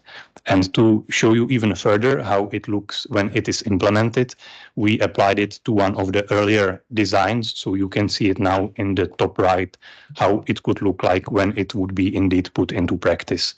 And if, for instance, this would be only the logo solution tied to the label in the end, this could be freely put into any of the documents mentioned before, to show the compatibility with the criterions. And this is why we think this might be the easiest solution to implement. And we can move further with the last version, which is then the full degree. And the main advantage, of course, is that this solution would avoid the duplicity issue altogether, since the student would receive only one document, joint degree, and there would be no confusion as to what is the label and what does it certify, because it would be all put into one. It also represents the integration of the joint curriculum and the joint program the most. So in a way, this could be seen as the pinnacle of the process of integration of the education. But it also brings the challenges on the other hand, since the higher education in Europe is regulated on the regional or national level, as you have heard a few times before already today. It would require the most legal interventions to make sure that the member states are on board and the universities can indeed issue this sort of a documentation. But then again, if the brand should somehow be unified, the negotiation as to what needs to be put onto the diploma and what cannot would very likely necessitate extensive negotiations. So we feel that this solution may be coming down the line would also require the most interventions from the member states and the most legal changes to be successfully implemented before it can see the light of day. And the last template, as you can see, still follows the same model, but there are two main additions. One is that it includes the legislations according to which the institutions are allowed to bestow their academic titles. And then we also have the titles, since we are very well aware that some of the legislations are binding, and while some institutions can issue titles such as Magister, as you can see, for others it has to be Master of Arts. And from our experience, it was maybe the most consensual to put all of the forms on the document.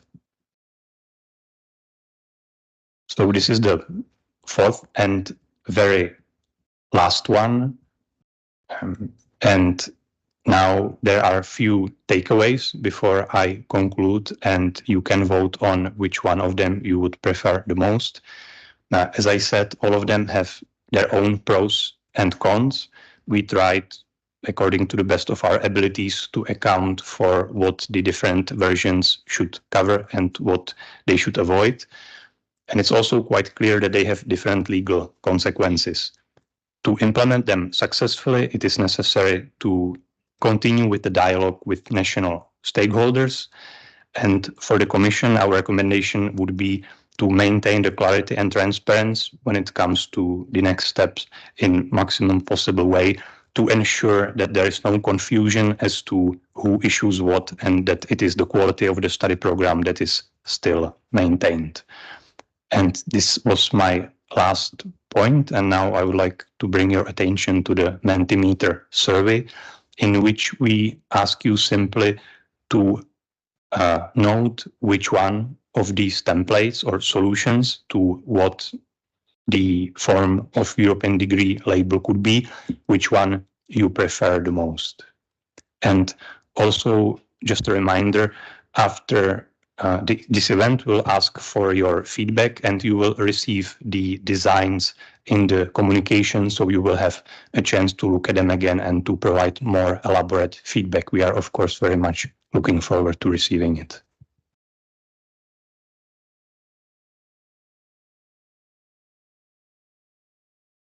So from the responses, it seems like indeed the very first option is the most popular one, followed by the second, and the degree occupies the last place. Sorry.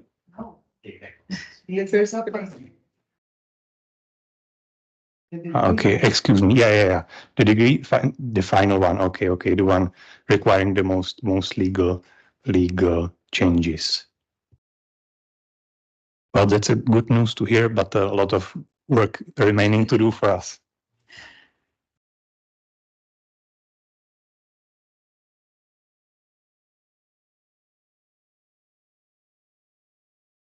Yeah, I think we can.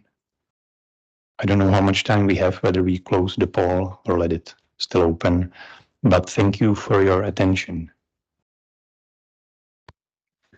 Thank you very much, Josef, and thank you for your answers.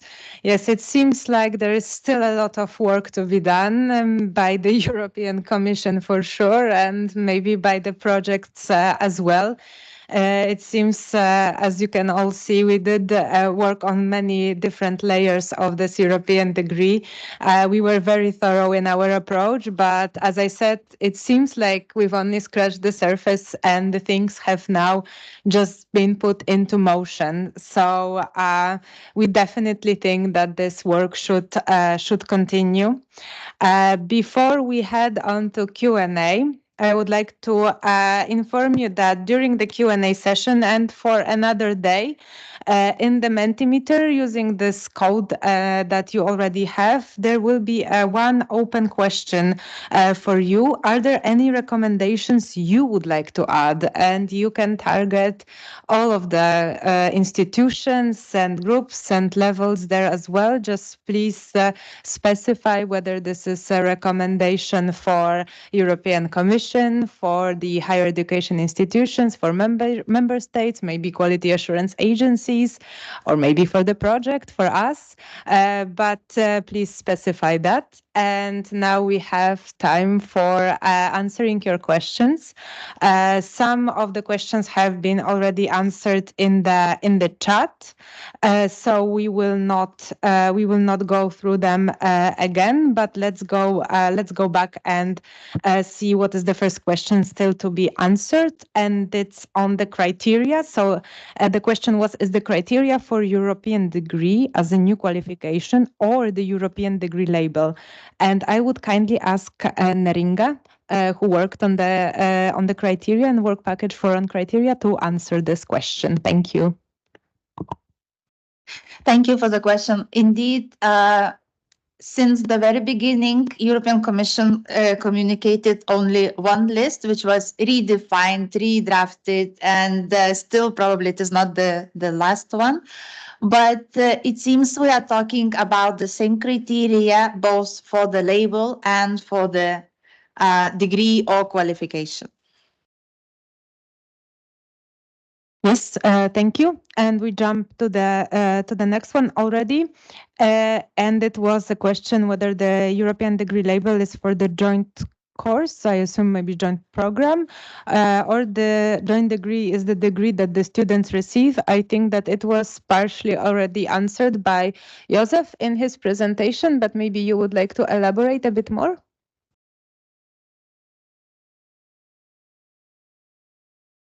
If I understood the question correctly, the question was connected to the joint European degree or European degree question. Yeah, I mean, there are two things how this question can be tackled.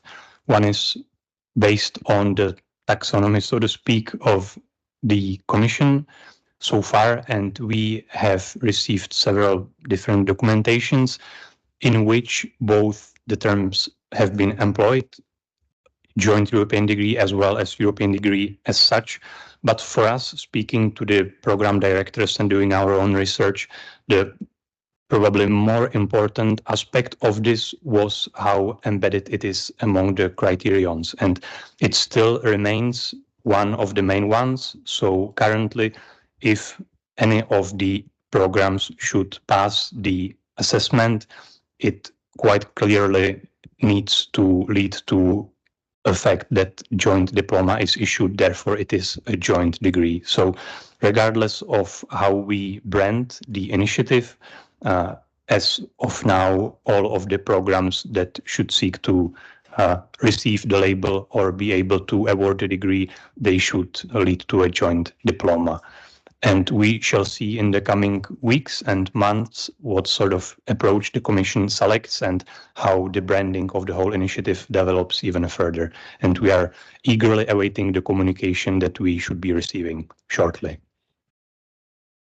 Thank you very much. Is there someone else from our team that would like to add anything? Kurt? Yeah. So the joint degrees is for the students to receive. Well, in a degree, it's obvious that if it becomes a fully fledged degree, then it's the students who receive it. As long as it's still in the label phase, then that is up for debate. I mean, it's clear that when it's a label phase, that the label will be awarded to the program, that's the label itself. But whether or not students actually receive something at that point in time is, I think, up for debate. I would argue for the visibility, yes, to give something to students as well, even in the label phase, but that would not be a degree then, that would be a site of certificate given to the students. Thank you very much. We go directly to another question, and it's a bit longer one. I'm going to read it. It's about what we use the verification methods for the criteria. It is interesting that the term verification is used in this very wide context. In recognition community, verification pertains to checking the status of the higher education institution, the program, and authenticity of the credential itself. Why don't we talk about internal and external quality assurance? Internal quality assurance and external quality assurance does include legal registration aspects, inclusion into registers and databases. And I would ask Kurt to answer this particular question. Thank you. All right. Thank you for the question. So it's a very interesting question. We did not use the term verification in the same sense it's used in the recognition community. Then we used verification as a type of neutral term. We thought did not yet take a preliminary decision on the actual process that should be put in place, because that was still up for debate when we started with the project. So for us, verification was a neutral term. But then when we came to our final recommendations, for us, it was important not to create too many additional processes and hurdles, but for the ones that already exist. So the verification in this neutral way and the awarding of the label attacheries for us should be attached to the accreditation processes and to the internal and external quality assurance processes to the largest extent possible. Thank you. Is there anyone from our team that would like to add something to this? If not, thank you very much, Kurt. And the next question is actually, I think, pretty important. It gathered a lot of likes. So we understand that this is a topic that is very important, as many European university alliances are also trying to introduce joint PhD degrees. My question is, in how far the third cycle follows similar processes as the master level does? Was this investigated in more detail by the consortium consortium, please? And if so, are any results of those questionnaires publicly available for the institutions? And I think we will have some of our colleagues to more than one to reply to these questions, but I will first ask project coordinator Kurt to elaborate and then the others to jump in. Thanks. Yes, thank you for the question again. Yeah, the PhD level, it's quite a relevant level. We did include it in some of our data collection exercises that we did. So we talked to the PhD coordinators, for example, to see to what extent the initial list of criteria was relevant for them as well. We talked to coordinators of existing labels giving to PhD, like the Orpheus label, to get a grasp of which criteria they use and the extent to which their criteria overlaps or differs from the criteria proposed in the first list of the European Commission. When it comes to the mapping of legal obstacles, that is mostly restricted to the first and the second cycle, not so much to the third cycle. And then I think perhaps it's also important to notice here that apart from the work ED-AFFICHE has done as a result of the recommendations given by the 6 pilots to the European Commission in the revised set of criteria that has not, I think, been made public yet, but will be made public in the future, there will be a distinction between the different qualification levels. So not all criteria will apply to the PhD level anymore, and there will be criteria that apply only to the PhD level in the revised set of criteria. So if this question stems from a bit of concern about the initial list of criteria we shared in the beginning of the event, and whether or not that long list of criteria could be applied to PhD, then we can confirm that in the revised set of criteria there, the European Commission has taken a different approach towards the PhDs. Okay, thank you. Would the other colleagues that were working maybe more on the criteria or with the project or with the program directors would like to jump in and share about the results from, for example, PhD students regarding this, how the third cycle is embedded into this whole initiative? Meringa? Indeed, in the surveys, as Kurt mentioned, we have addressed PhD students, and we have, I would say, fairly represented answers from PhD students in the survey. We did not notice any major changes, major differences in their attitude towards the criteria associated to European degree label if we compare PhD students with bachelor or masters. Probably they were less enthusiastic about multilingualism, learning a new language, because they are more focused on the research, and some of the aspects emphasized both by the PhD program coordinators and the students is the periods for the mobility of at the PhD cycle. They should not be defined as continuous mobility period, rather than collected through various mobilities, also international expertise, conferences, participation in the project. So there are some aspects, of course, and sometimes it was challenging to address legal obstacles, because the coordinating institutions might be different, or different ministries or councils. But well, probably this could be investigated further in the guidebooks and other methodologies that we would like to continue working with. Thank you very much. We move on to the next question. During the presentation, it was mentioned several times that the branding and the added value to higher education institutions and students should be considered. I am wondering what the consortium sees as the main added value for the program directors, academics, in applying or working towards the European degree label. And I pass this question to Mirko. Thank you, Marta. I can start and then maybe Antonella can add something if I forget about anything. So this is a question that we asked ourselves at the very beginning when the concept was raised or launched. Very often during, now I'm talking about Work Package 2, when we address the program directors, they all asked about the added value. So many of them didn't see the need for a new certificate or label. They said, what's the difference between this new initiative and Erasmus Mundus, for example, or the EIT Masters? And we understand their concern because creating new joint programs requires efforts, time, financial efforts, human resources. And also because if you want to, if you already have a running joint program and you want to adapt to this criteria, these changes are needed and they would like to see a clear added value for this to happen. I also have to say that many of them thought that if it stays at the level of label or certificate, they didn't see in this moment the actual added value. But that's normal because it's a new initiative and it's not visible and well known. They thought, most of them, that as an actual European qualification, even if issued by the member states, might be more attractive.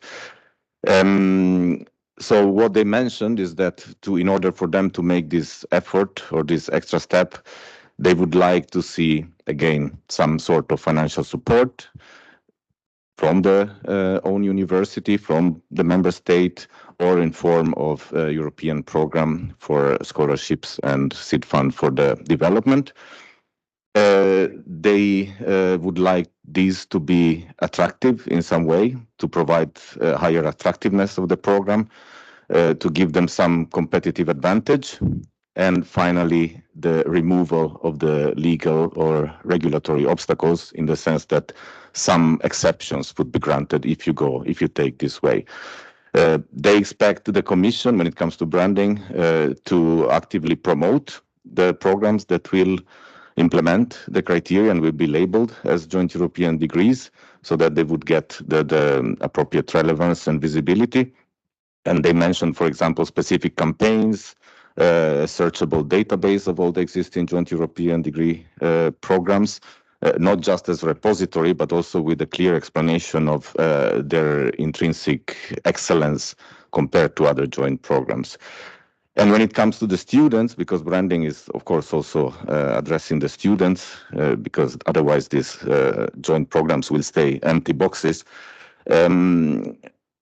I think that the joint European degree label or qualification might be more attractive than Erasmus Mundus in perspective. Then we will see if they will be merged or if the criteria will be also introduced in the Erasmus Mundus. But Erasmus Mundus joint masters don't have any criteria, specific criteria attached.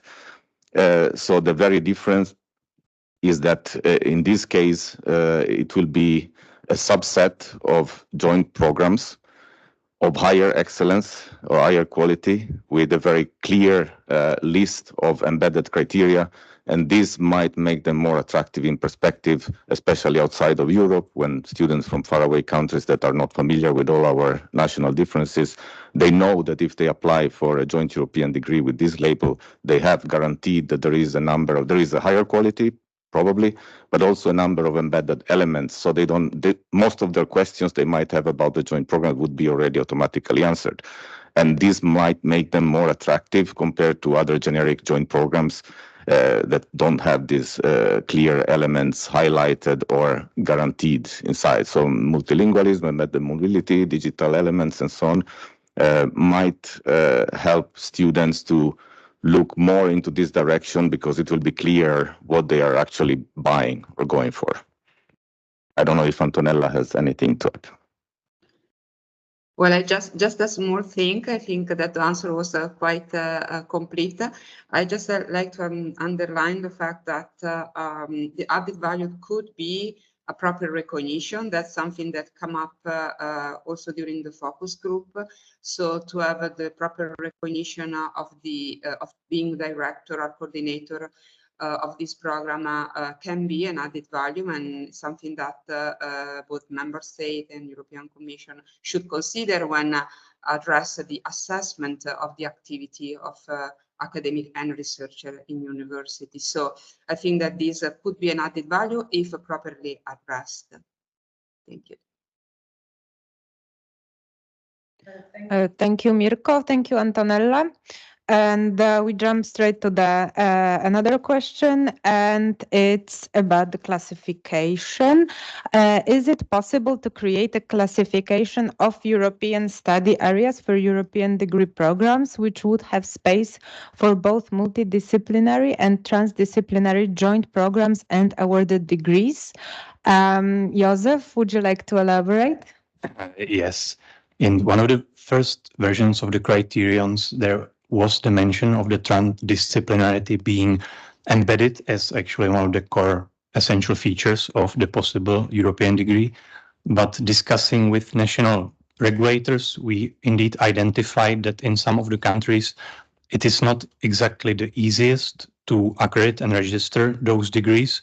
So we would encourage this if there was the possibility for it to create this classification which would enable it. But in our recommendations, if I'm not mistaken, and my colleagues can also jump in, I think we recommend to maintain the tailor-based approach towards this issue and to indeed use the quality of the program and the label to, in the ideal scenario, get some leeway in terms of the national requirements as to the construction of the program to allow precisely for these transdisciplinary and multidisciplinary curricula.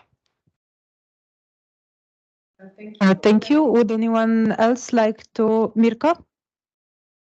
Yeah, just to complete what Joseph said, the complaint that we receive from the graduates from joint program is very often that these programs are very stiff and fixed because you have to comply with the requirements of 2 or more countries. So in terms of allocation of credits and so on, this results in very few credits that could be allocated to electives.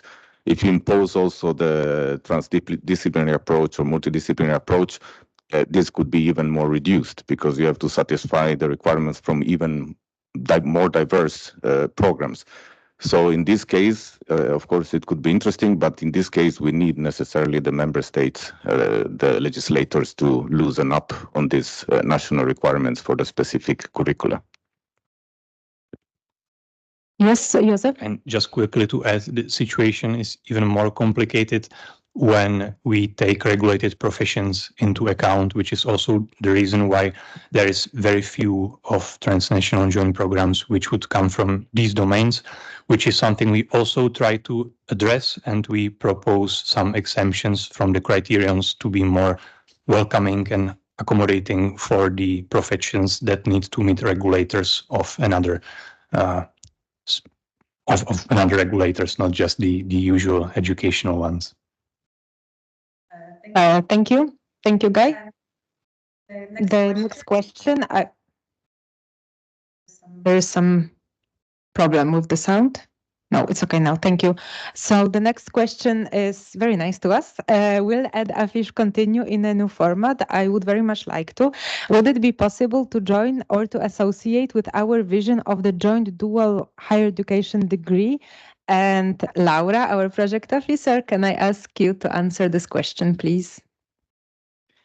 Yeah, thank you for the very nice question.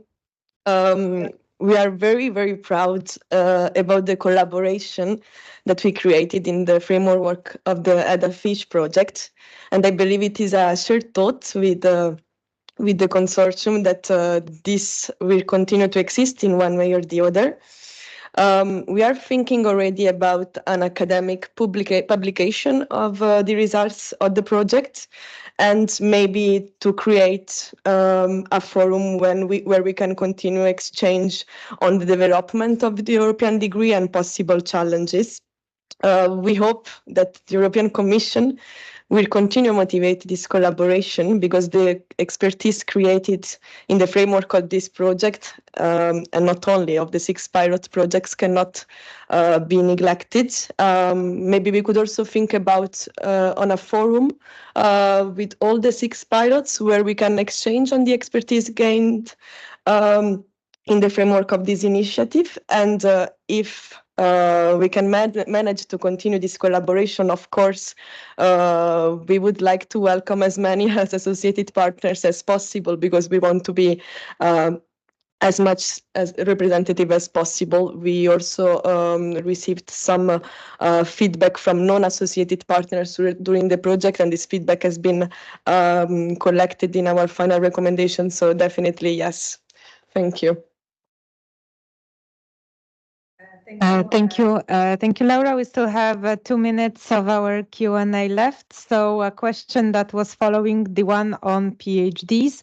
I'd like to ask, how is the label relevant to joint micro-credential programs? And Kurt, would you elaborate on this one? Yeah, I'll be quick on this one, because in this project ED-AFFICHE, we did not focus on the micro credentials so much. We focused on the first, second, and third cycle.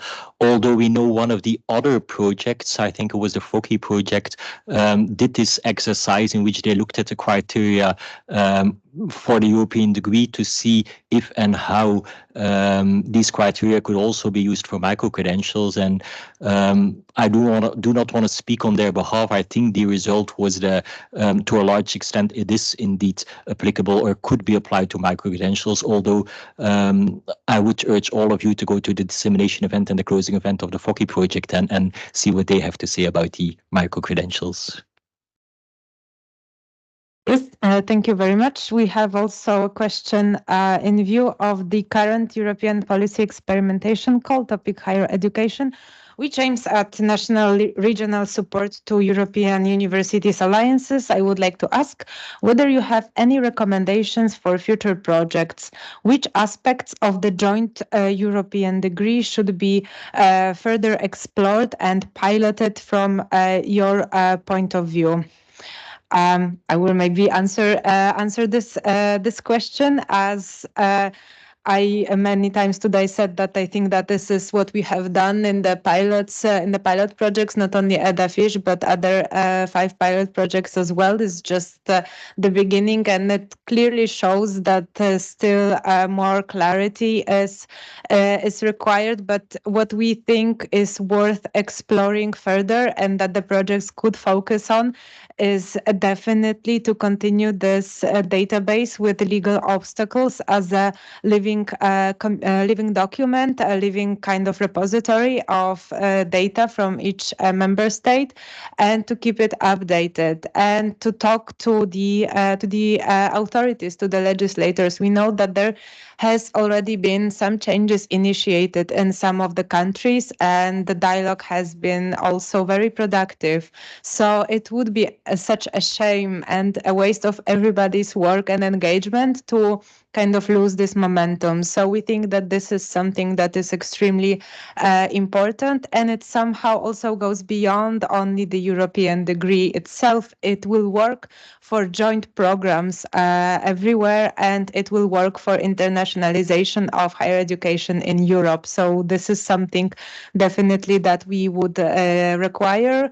And the second thing is probably the framework, the on the European level, on how to implement those European degrees and how to cooperate between European Commission, ECAR, ENCA, national quality assurance agencies, member states, higher education institutions, how to coordinate introducing such a big thing in our higher education landscape. I think now we have more or less a concept of it, but further work definitely needs to be done.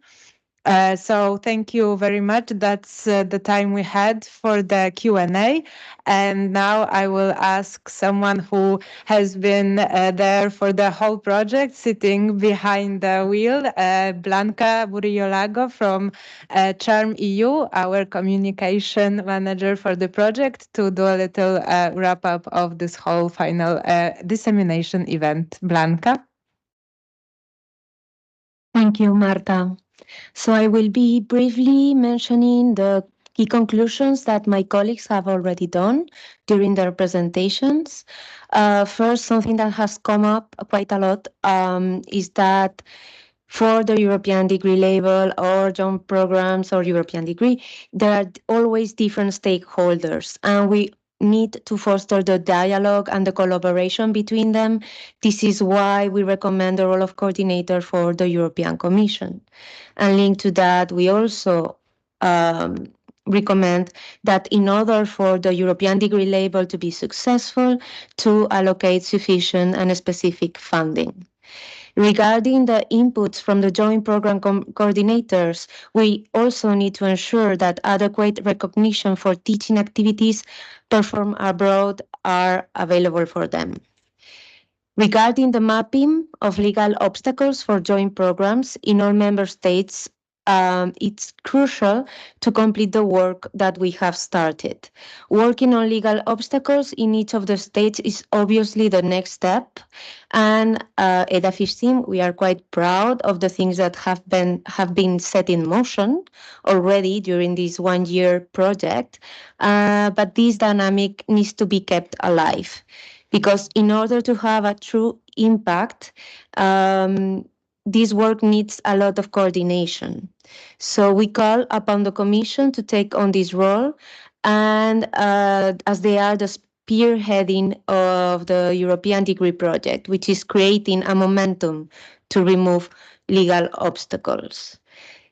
Then, regarding the future of the European degree label, as mentioned before, the coordination between the European Commission, universities, ministries, quality assurance agencies is crucial. We need to be always dialoguing and coordinating between all of us. And also, we cannot forget about students and employers, as they will be the end users of the European degree label. So they also need to be consulted at all times. Another takeaway will be the use of existing tools in order to not duplicate the work that has already been done, and that the European degree label criteria should be compliant with national frameworks. Finally, my colleague Joseph showed the different options for the design of the European degree label. It's important to have in mind that behind these different designs, each one of them have different legal consequences and also different workload for different stakeholders. But it's really important that for all of them, or the one that will finally go ahead, is that the involvement of national and regional regulators is necessary, and that clarity and transparency is always key. So this will be the wrap up. And I would like to inform you about some another event. Okay, now closing the event that we already had right now, but now talking about the 29th of April.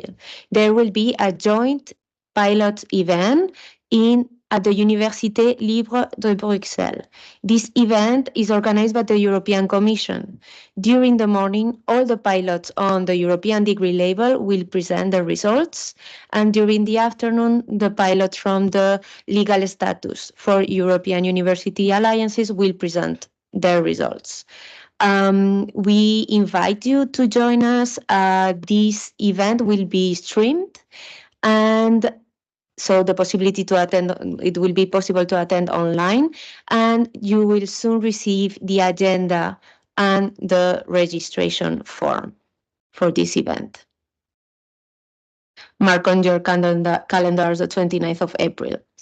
Then, I want to thank you everyone for attending this event.